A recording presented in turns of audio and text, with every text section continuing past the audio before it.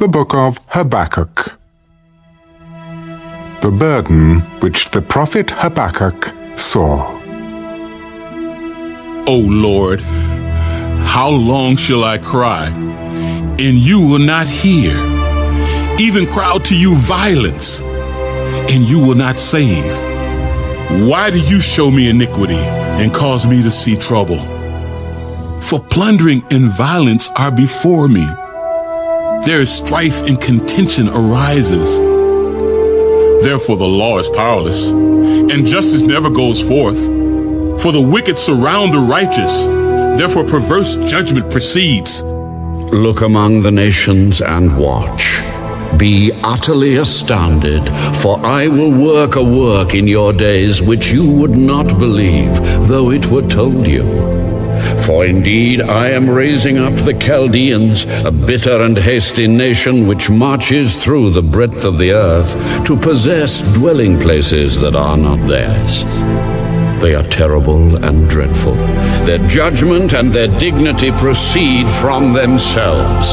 Their horses also are swifter than leopards, and more fierce than evening wolves. Their chargers charge ahead. Their cavalry comes from afar. They fly as the eagle that hastens to eat. They all come for violence. Their faces are set like the east wind. They gather captives like sand. They scoff at kings, and princes are scorned by them. They deride every stronghold, for they heap up earthen mounds and seize it. Then his mind changes, and he transgresses. He commits offense, ascribing this power to his God. Are you not from everlasting, O Lord my God, my Holy One? We shall not die. O Lord, you have appointed them for judgment. O Rock, you have marked them for correction. You are of purer eyes than to behold evil, and cannot look on wickedness.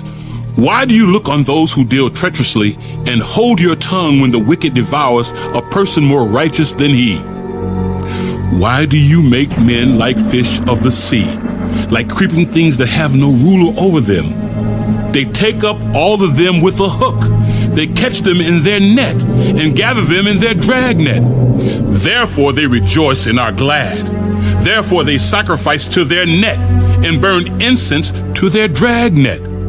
Because by them their share is sumptuous, and their food plentiful. Shall they therefore empty their net and continue to slay nations without pity?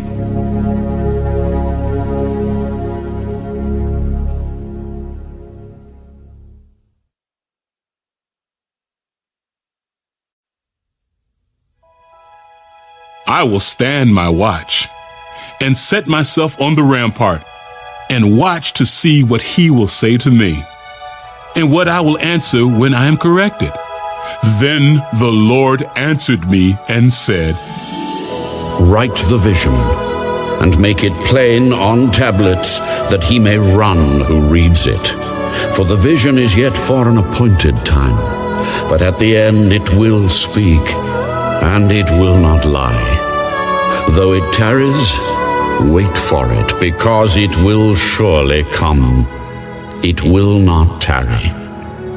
Behold the proud, his soul is not upright in him, but the just shall live by his faith.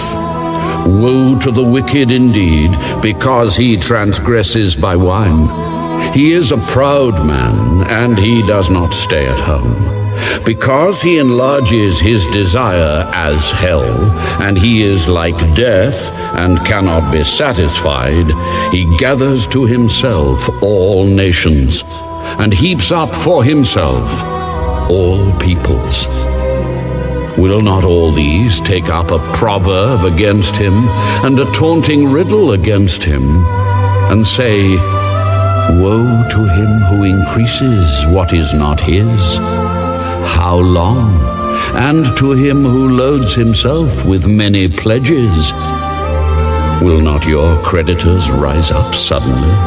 Will they not awaken who oppress you? And you will become their booty.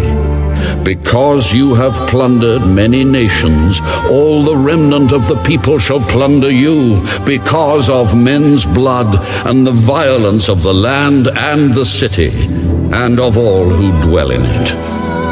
Woe to him who covets evil gain for his house, that he may set his nest on high, that he may be delivered from the power of disaster.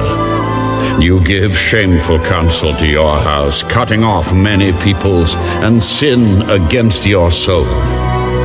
For the stone will cry out from the wall, and the beam from the timbers will answer it.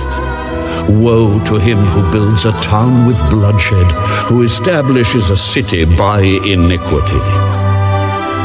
Behold, is it not of the Lord of hosts that the peoples labor to feed the fire, and nations weary themselves in vain? For the earth will be filled with the knowledge of the glory of the Lord, as the waters cover the sea. Woe to him who gives drink to his neighbor, pressing him to your bottle, even to make him drunk, that you may look on his nakedness. You are filled with shame instead of glory.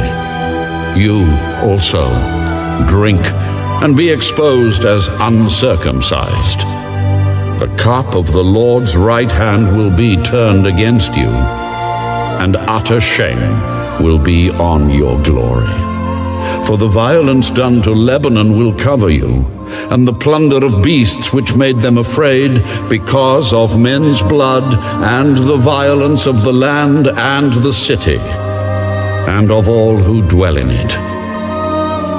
What profit is the image that its maker should carve it, the molded image, a teacher of lies, that the maker of its mold should trust in it to make mute idols?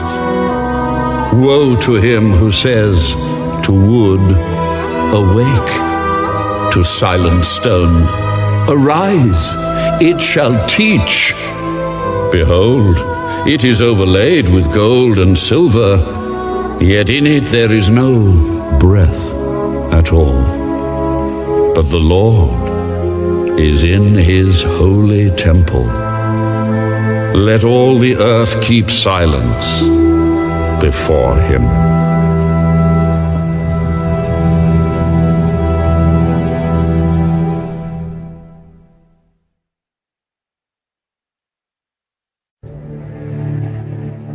A prayer of Habakkuk the prophet on Shigionoth. O Lord, I have heard your speech and was afraid. O Lord, revive your work in the midst of the years. In the midst of the years, make it known. In wrath, remember mercy. God came from Teman, the Holy One from Mount Paran. His glory covered the heavens, and the earth was full of his praise. His brightness was like the light. He had rays flashing from his hand, and there his power was hidden. Before him went pestilence, and fever followed at his feet. He stood and measured the earth. He looked and startled the nations, and the everlasting mountains were scattered. The perpetual hills bowed. His ways are everlasting. I saw the tents of Cushan in affliction. The curtains of the land of Midian trembled. O Lord, were you displeased with the rivers? Was your anger against the rivers? Was your wrath against the sea? That you rode on your horses, your chariots of salvation?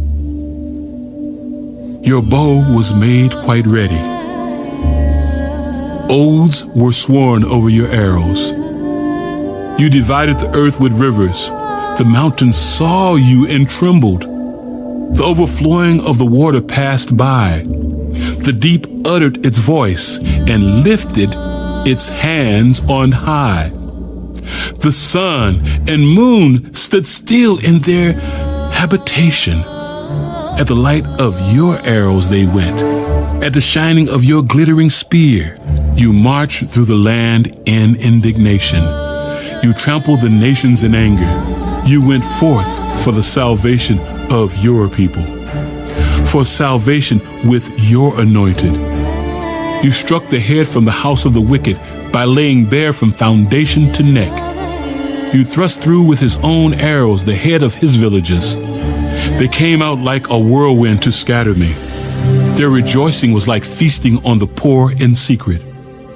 You walked through the sea with your horses, through the heap of great waters.